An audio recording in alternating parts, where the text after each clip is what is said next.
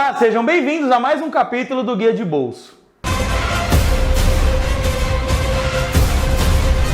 No capítulo de hoje eu quero conversar com vocês sobre Furiosa, um spin-off do universo Mad Max. A recepção de Furiosa nos cinemas não foi lá das melhores e eu fiquei um pouco intrigado com o porquê disso, porque as críticas foram muito boas. Com 7.9 no IMDb e grande aprovação no Rotten Tomatoes, eu fiquei me perguntando o que será que ocasionou essa recepção não tão calorosa assim do público. E eu acredito que tem alguns fatores para isso. Então, antes da análise, deixa eu mostrar para vocês alguns números. Com expectativa de lançamento de 168 milhões de dólares, o primeiro fim de semana de estreia do filme capturou apenas 32 milhões de arrecadação, menos de 1/5 no valor gasto para a produção. Um dos aspectos que temos é entender a questão do calendário. Ano passado nós vimos uma disputa ferrenha acontecendo quanto a calendário, e eu acho que isso pode exemplificar um pouco do processo de lançamento de um filme. Hollywood, somente no ano passado, lançou 429 filmes, sendo 109 desses lançados nos cinemas. Em 2019, de anos pré-Covid, isso, por exemplo, era o dobro. Então, para que não haja um tipo de competição, tipo Barbenheimer, os produtores, estúdios e executivos precisam decidir com muita calma quando lançar cada filme. São pelo menos 2 filmes novos lançados nos cinemas por fim de semana, sendo que um filme fica em cartaz pelo menos 30 dias. Então você já consegue imaginar que isso vira uma bola de neve, né? Pois bem, Furiosa foi lançado no feriado do Dia do Memorial, ou Memorial Day. É um feriado muito importante nos Estados Unidos, que homenageia os soldados que foram para a guerra e não voltaram para casa. Esse feriado acontece no fim da primavera, começo do inverno. E geralmente nesse feriado algum lançamento importante acontece na indústria do cinema. Só que essa data não é a melhor data para um lançamento de um filme. É uma data meio que secundária para esse tipo de lançamento. Tipo assim, é bom, mas não é bombom. Isso acontece porque, como estamos caminhando para o verão no hemisfério norte, a maior parte das famílias estão saindo de casa, indo para parques ou passeios públicos, se reunindo em churrascos, provavelmente visitando os amigos e família, ou em algum evento de característica militar, já que quase todas as famílias nos Estados Unidos têm alguém que já serviu o exército. Então, os filmes lançados no Memorial Day geralmente não têm aquele atrativo quanto aos lançados nas férias escolares, por exemplo, ou durante o Dia dos Namorados, ou no fim do verão, quando as pessoas já estão cansadas do calor e já querem um pouquinho mais do ar-condicionado. Ou mesmo nos meses de inverno,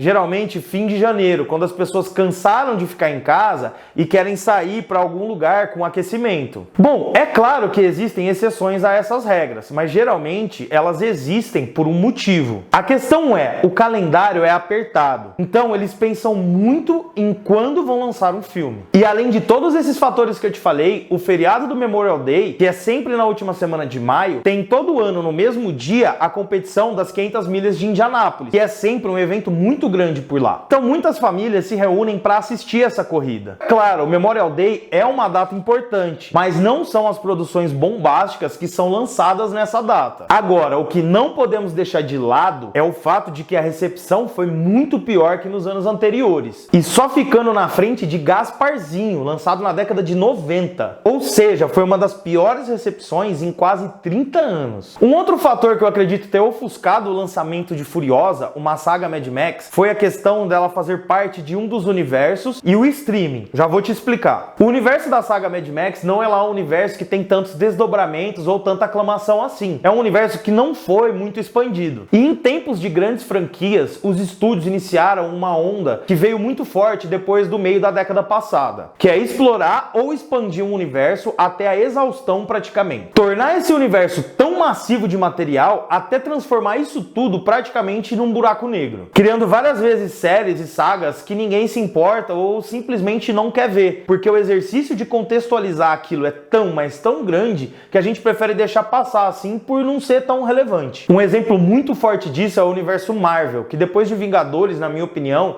perdeu a mão e começou a se expandir fora do controle. Existem tantas obras, tantos spin-offs, tantas séries, animações, curtas, que é simplesmente quase impossível ver tudo e tentar contextualizar tudo. Somente de conteúdo canônico da Marvel são 287 horas e 50 minutos. E agora com X-Men 97 pode adicionar mais algumas horas nessa conta aí. Isso tudo é conteúdo para contextualizar a pessoa no universo. É claro que eu tô falando do maior universo cinematográfico da atualidade. Talvez maior até que já tenha existido dentro da indústria. Mas aí a gente adiciona na equação universo DC, universo Star Wars, universo Disney, universo Duna, universo The Witcher. A gente geralmente tem um filme que vai pro cinema, uma série spin-off no streaming, curtas, animações. E eu não tô falando que isso é ruim, nem que eu não gosto dessa universificação. Eu até gosto da maioria delas. Eu acho que dá material suficiente para os fãs que gostam mesmo se divertirem com as histórias paralelas daquele mundo. E para quem gosta só daquele núcleo duro, também poder curtir. Na real, tem para todo mundo. Mas o que acontece é que Mad Max foi um grande sucesso na década de 80 e se tornou um clássico inegável. E aí, depois de 30 anos, é que nós fomos revisitar aquele universo novamente. Mas foi só isso, um filme isolado depois de 30 anos. E agora, depois de mais 10, George Miller tenta fazer o que é tendência, lançar um spin-off para expandir o universo. Baseado na história da Furiosa, que pra mim é um baita personagem, tanto na pele da Charlize Theron,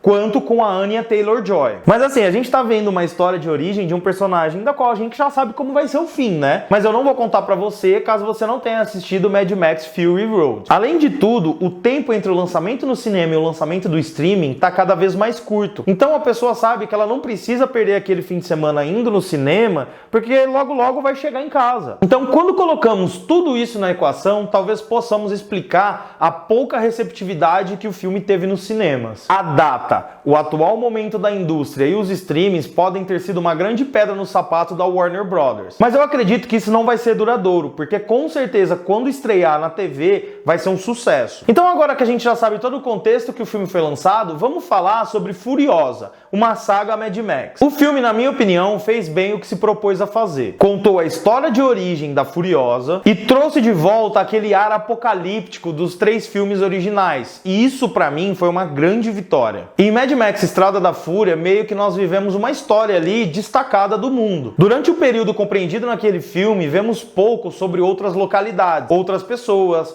outras cidades. O máximo que temos de influência externa são aqueles amigos do Immortan Joe que ajudam ele. E eu queria ver mais coisa. Por exemplo, aquela parte onde eles passam pelos pântanos, que tem umas árvores retorcidas e umas pessoas. Eu queria saber o que estava acontecendo ali, queria saber por que elas estão ali. E isso ele não explica. E aí ele passa uma impressão de que fora da cidadela a sobrevivência estava atrelada somente aos carros e aos caminhões. Até mesmo tem uma semelhança muito grande entre os carros e barcos, assim, como se eles estivessem no mar, porque a partir do momento que eles caem daqueles carros, é praticamente como se a pessoa tivesse morrido ou desaparecido. Mas no filme de 2024, a gente consegue ver que é um pouco diferente. As pessoas descem dos seus veículos, existem assentamentos, cidades, existe vida lá fora, existe contextualização, coisa que não coube em Estrada da Fúria. E eu até entendo, porque não era essa a proposta daquele filme. Esse filme é mais ou menos como os 3 originais, ou pelo menos em Mad Max 2 e 3, já que o primeiro é um pouco diferente no sentido da ambientação. George Miller conseguiu trazer de volta aquele gostinho de areia com gasolina do Outback australiano pós-apocalipse. Também consegue explicar bem as motivações e aprofundar na história da esposa do Immortan Joe. Furiosa nasce em um lugar que eles chamam de lugar de abundância. É tomada à força e trocada como um objeto por Dementos. E o Dementos, inclusive, que personagem!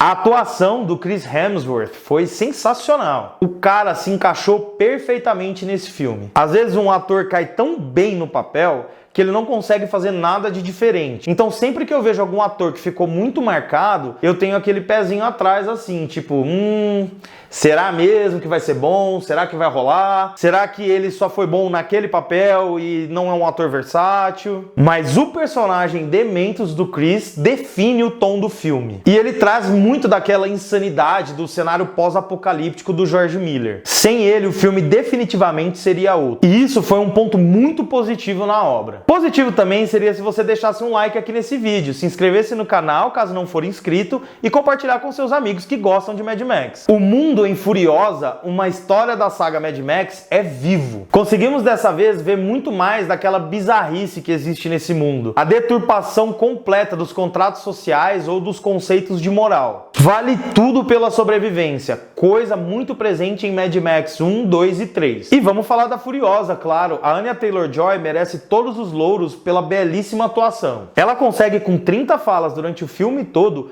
construir uma história de origem de uma personagem que a gente já conhecia. Não, e é real, ela mal fala durante o filme, mas ela mostra como foi a história. E o cinema é sobre mostrar e não sobre falar. A gente vê o que no outro filme foi só contado. A gente consegue entender as motivações, dá pra ver que traz profundidade a um personagem que por si só já era muito forte. E no fim, foi isso que aconteceu. George Miller encontra meios em uma história de origem de um personagem de dar profundidade não só àquele personagem, mas também ao mundo, de mostrar como as engrenagens giram, de como as coisas funcionam. E por ser um filme de origem, ele precisava muito ter esses momentos de diálogo, ter os momentos de apresentação dos personagens, de contemplação do mundo, e na verdade isso eu acho que foi até um pouco demais. Eu achei que poderia ser um pouquinho mais curto o filme. Ele explica muito o que tá acontecendo com imagens, tipo assim, ele te pegando com a mão e indo lá pra te mostrar tudo o que tá acontecendo em volta. Então o filme vai variando muito de ritmo, em um momento muito acelerado e um outro muito devagar. Mas assim, quem gosta de ação não vai sair decepcionado desse filme, porque tem uma sequência de quase 15 minutos que você fica grudado na cadeira. George Miller deu uma aula de como construir o roteiro para fazer essas sequências de ação funcionarem. O que também é um ponto forte do filme, as construções para cenas. Ele vai te levando e vai te levando até o momento do clímax, e ele faz isso até o final do filme. Você fica esperando para saber o que vai acontecer, qual vai ser a reação. Ele vai deixando meio que tudo em aberto. O suspense vai meio que te levando até o fim praticamente. Na minha opinião, em tempos de filmes medianos e genéricos, Furiosa é um filme que vale a pena ser visto e está assim entre os melhores do ano. Não é aquele filme que vai mudar paradigmas, mas com certeza vale a pena ver no cinema e vai te instigar a ver os Mad Max originais da década de 80. Um filme bom que entrega o que promete, entretém, diverte e mostra que ainda existe muito no universo Mad Max para ser explorado. Então é isso, se você não foi ao cinema, vá ao cinema, e se esse filme já saiu de cartaz quando você estiver assistindo esse vídeo, vale muito a pena ver, mesmo que for no streaming. E nós vamos ficando por aqui, muito obrigado a você que ficou aqui comigo até o final, e até o próximo capítulo.